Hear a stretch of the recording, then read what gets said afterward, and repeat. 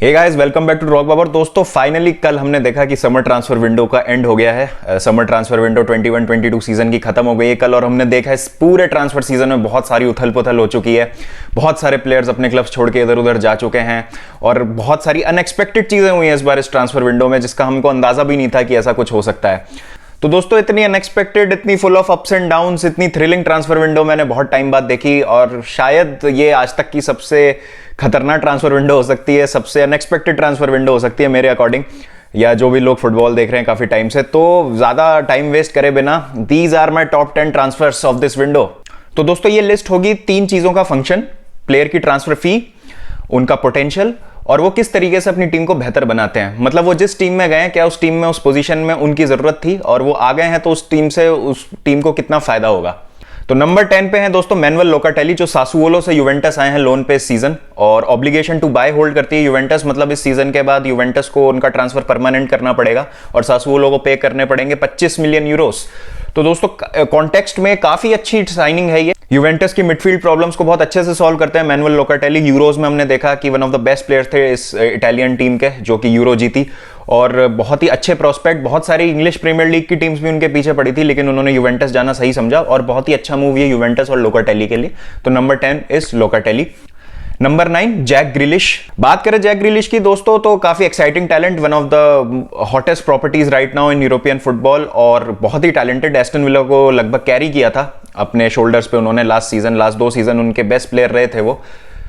ये इस लिस्ट में नंबर 9 पे मैंने इसलिए डाला है, ऑल्दो ये ब्रिटिश हिस्ट्री में सबसे एक्सपेंसिव ट्रांसफर है 100 मिलियन पाउंड्स पे, बट आई थिंक कि इनकी प्रेसिंग नीड नहीं थी मैनचेस्टर सिटी को। मतलब Manchester city I think needed a striker more than an inside forward, inside left forward या लेफ्ट विंगर, जैसा भी आप जैक ग्रिलिश की पोजीशन को परसीव करना चाहें, क्योंकि विंग्स पे खेलने के लिए उनके पास बहुत सारे ऑलरेडी बहुत टैलेंटेड प्लेयर्स हैं। फिल फोर्डन है, रियाद मारेज हैं, रहीम स्टर्लिंग है, फेरान टोरेस भी विंग पे खेल सकते हैं। तो I think striker would have made more sense in case of City, या फिर एक फर्नांडिनियो का लॉन्ग टर्म रिप्लेसमेंट मिडफील्ड में। But Jack Grealish because he is so talented, और एक ये अच्छा मूव हो सकता है सिटी के लिए लॉन्ग टर्म में, बट वो देखना बाकी। लेकिन currently he is number 9 on the list, so number 9 is Jack Grealish. Number 8 is Jadon Sancho from Borussia Dortmund to Manchester United in 72.9 million pounds। अब दोस्तों ये जो ट्रांसफर सागा था बहुत लंबा खिंचा, 2 साल से ट्राई कर रही थी मैनचेस्टर यूनाइटेड जेडन सैंचो को साइन करने की, and finally they got their man. और ये साइनिंग बहुत ज़्यादा अच्छी है मैनचेस्टर यूनाइटेड के पॉइंट ऑफ व्यू से, बिकॉज एक उनकी राइट विंगर की जो तलाश थी वो कहीं ना कहीं अब खत्म हो गई है, बिकॉज वी नो बहुत ज़्यादा क्वालिटी है जेडन सैंचो के पास। जिस तरीके का गेम उन्होंने डॉर्टमंड में दिखाया था, उनका जो लिंकअप प्ले था अर्लिंग हालैंड के साथ, और हमने देखा है कि वो बड़े स्टेज पे चैंपियंस लीग में, बुंदेसलीगा में क्या क्या कर सकते हैं। तो राइट विंगर की तलाश खत्म होती हुई मैनचेस्टर यूनाइटेड की, Jadon Sancho is number 8 on the list.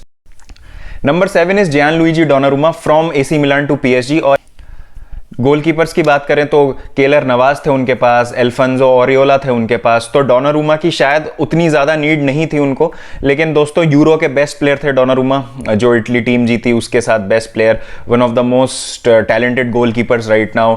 Next big thing बनने की पोटेंशियल लगता है Donnarumma. He might be the next great goalkeeper that we see in the modern game. तो अगर आपको ऐसा प्लेयर, ऐसा टैलेंट आपको फ्री में मिल रहा है, तो आप क्यों नहीं जाएंगे उनके पीछे। तो बहुत ही अच्छा मूव ये एक पीएसजी के लिए, नॉट नेसेसरी, बहुत ज़्यादा नेसेसरी नहीं थी ये साइनिंग, लेकिन I think it's a very good signing. तो Donnarumma is at number 7। Number 6 is again PSG, Achraf Hakimi from Inter Milan to PSG. और दोस्तों जैसा हम जानते हैं कि राइट बैक का प्रॉब्लम बहुत टाइम से रहा है पीएसजी के पास, और राइट बैक्स की बात कर लें हकीमी से पहले, तो चाहे हम फ्लोरेंजी की बात कर लें, चाहे हम थॉमस मुनियर की बात कर लें, तो वो कभी क्लिक की नहीं पोजीशन। जो भी उन्होंने साइनिंग्स की, कभी मतलब लॉन्ग टर्म के हिसाब से उनकी चली नहीं पीएसजी में। तो हकीमी एक बहुत ही शानदार, एक बहुत ही बढ़िया talent, one of the most feared right backs. हमने देखा था उनका और रोमेलो लुकाकू का जो लिंकअप प्ले था इंटर मिलान में, बहुत अच्छे से बॉम्ब फॉरवर्ड करते हैं, डिफेंसिवली भी अच्छे हैं, और बहुत कुछ लेके आते हैं, एक नया डायमेंशन ऐड कर देते हैं पीएसजी की इस टीम में। और एक करंट सेटअप जो है पीएसजी का, आप जानते हैं कितना खतरनाक हो चुका है, उसमें 1-2 प्लेयर्स आगे और आने वाले जिनकी हम बात करेंगे इस लिस्ट में। लेकिन अशरफ हकीमी बेहतरीन signing from PSG point of view for 70 million euros from Inter मिलान।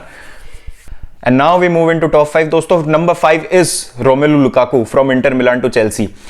तो दोस्तों जैसा आप जानते हैं कि मैं चेल्सी की बहुत ज़्यादा बात करता हूँ इस चैनल पर, और शुरू से हम अर्लिंग हालैंड स्टोरी को फॉलो कर रहे थे, और अर्लिंग हालैंड सागा काफ़ी लंबा चला, Chelsea and Erling Haaland saga. लेकिन Chelsea set their sights on Romelu Lukaku eventually and got their man for less than 100 million pounds. और बहुत ही बेहतरीन साइनिंग है, एक proven Premier League talent. Inter Milan में उन्होंने दिखाया कि वो क्या कर सकते हैं, बिल्कुल डिफरेंट प्लेयर बन चुके हैं, वो बिल्कुल डिफरेंट स्ट्राइकर हैं। रोमेलू लुकाकू की मैंने डिटेल में बात करी थी इस वीडियो में, जो आपके स्क्रीन पे फ्लैश हो रहा होगा। अगर आप और जानना चाहते हैं मेरे थॉट्स लुकाकू के बारे में तो प्लीज़ ये वीडियो ज़रूर चेकआउट करें। और ओवरऑल एक स्ट्राइकर की बहुत सख्त ज़रूरत थी चेल्सी को, एक एलीट स्ट्राइकर की, और वो रोमेलू लुकाकू के रूप में मिल गया है for less than 100 million pounds. तो एक बेहतरीन signing from Chelsea's point of view. So number 5 is Romelu Lukaku. Number 4 पे आएंगे दोस्तों तो Raphael Varane to Manchester United from Real Madrid. बहुत सारे मैनचेस्टर यूनाइटेड फैंस को यही लग रहा था बहुत समय से कि हैरी मैग्वायर को एक वर्ल्ड क्लास पार्टनर की बहुत ज्यादा जरूरत है, और राफेल वरान में मैनचेस्टर यूनाइटेड को वो पार्टनर मिल गया है हैरी मैग्वायर का। अगर दोस्तों आप ट्रांसफर फी पे भी नजर डालें तो 34 मिलियन पाउंड्स पे किया है मैनचेस्टर यूनाइटेड ने, which is an absolute steal for a world class talent like Raphael Varane. और जिस तरीके का पूरा प्रोजेक्ट है अभी मैनचेस्टर यूनाइटेड का, I think they are 1 CDM away from being the real title contenders, not only on Premier League level but at European level. तो हमने देखा है कि उन्होंने जेडन सैंचो भी साइन किए, क्रिस्टियानो रोनाल्डो भी साइन किए हैं, और राफेल वरान भी हैं। और राफेल वरान मेरे हिसाब से बहुत ही अच्छी साइनिंग, बहुत ही बेहतरीन साइनिंग लॉन्ग टर्म के लिए, और अभी उनका पीक आना बाकी है, तो काफी एक्साइटेड होंगे मैनचेस्टर यूनाइटेड फैंस इसको लेके। तो दोस्तों that is why I put him in 4th place ahead of Lukaku. Number 3 की बात करें दोस्तों तो Lionel Messi from Barcelona to PSG। ये साइनिंग दोस्तों किसी ने भी एक्सपेक्ट नहीं करी। और दोस्तों अगर आप और डिटेल्स जानना चाहते हैं इस मूव के बारे में तो please check out this link also, जो आपके स्क्रीन पे फ्लैश हो रहा होगा, मेरे थॉट्स। और तो मेसी दोस्तों ऑब्वियसली अगर मेसी अवेलेबल है फ्री पे तो कोई भी दुनिया का क्लब जो है वो मना नहीं करेगा। थोड़ा सा कॉन्ट्रोवर्शियल ओपिनियन दोस्तों, नंबर 3 पे मैंने मेसी को इसलिए रखा है क्योंकि नेसेसरीली जरूरत नहीं थी मेसी की राइट विंग पे, because they already have Di Maria और एक अच्छा केमिस्ट्री ऑलरेडी बन चुका था। मेसी के आने से कहीं ना कहीं आपको टीम जो है उनके अराउंड बनानी पड़ेगी, लेकिन hey it's Leo Messi we are talking about, तो कौन सी टीम है लियो मेसी के लिए मना करेगी। And amazing work done to get Messi to Paris. तो काफी जल्दी भी हो गया था ये सब, मेसी के बार्सिलोना छोड़ने की न्यूज से लेके आई थिंक 72 से 96 घंटे में ये डील कंप्लीट हो गई थी। तो कूडोस टू PSG's मैनेजमेंट की इतनी जल्दी उन्होंने मूव किया, and they have manage to sign the world's best player इतनी शॉर्ट नोटिस पे, इतने कम टाइम में। तो Lionel Messi from Barcelona to PSG is 3rd on the list. Number 2, Cristiano Ronaldo from Juventus to Manchester United for just 12.8 million pounds. अब दोस्तों बात इसलिए है मेसी के आगे क्यों रखा है रोनाल्डो को मैंने इस लिस्ट में, क्योंकि दोस्तों अगर आप देखेंगे तो PSG को राइट विंगर की जरूरत नहीं थी, लेकिन मैनचेस्टर यूनाइटेड को एक टॉप स्ट्राइकर की जरूरत थी। और रोनाल्डो की बात करें तो इससे ज्यादा टॉप स्ट्राइकर कौन हो सकता है। जितने भी पंडित से जितने भी लोग हैं, जब लुकाकू आए थे तो सब बहुत खुश हुए थे कि प्रीमियर लीग में एक बहुत एलीट लेवल का एक स्ट्राइकर आ चुका है जिसने 24 गोल स्कोर करे थे लास्ट सीजन सीरिया में। लेकिन दोस्तों हम कहीं ना कहीं भूल रहे हैं कि तब भी लुकाकू टॉप स्कोरर नहीं थे, टॉप स्कोरर थे तब भी क्रिस्टियानो रोनाल्डो, जिन्होंने 29 गोल स्कोर करे थे सीरिया में लास्ट सीजन। तो उस लेवल का गेम है अभी भी क्रिस्टियानो रोनाल्डो का। और मैनचेस्टर यूनाइटेड फैंस के लिए तो एक ट्रीट है, ये प्रीमियर लीग फैंस के लिए ट्रीट है। अगर मैं एक न्यूट्रल वॉचर हूं तो मेरे लिए बहुत अच्छी चीज है कि I will be able to see Cristiano Ronaldo week in week out अब प्रीमियर लीग में 2 साल तो एटलीस्ट। तो बहुत ही अच्छी signing from financial point of view as well as from tactical point of view, बहुत बेहतर बना देते हैं ये टीम को क्रिस्टियानो रोनाल्डो। एक लीडर की जो कमी है वो कहीं ना कहीं पूरी करते हैं।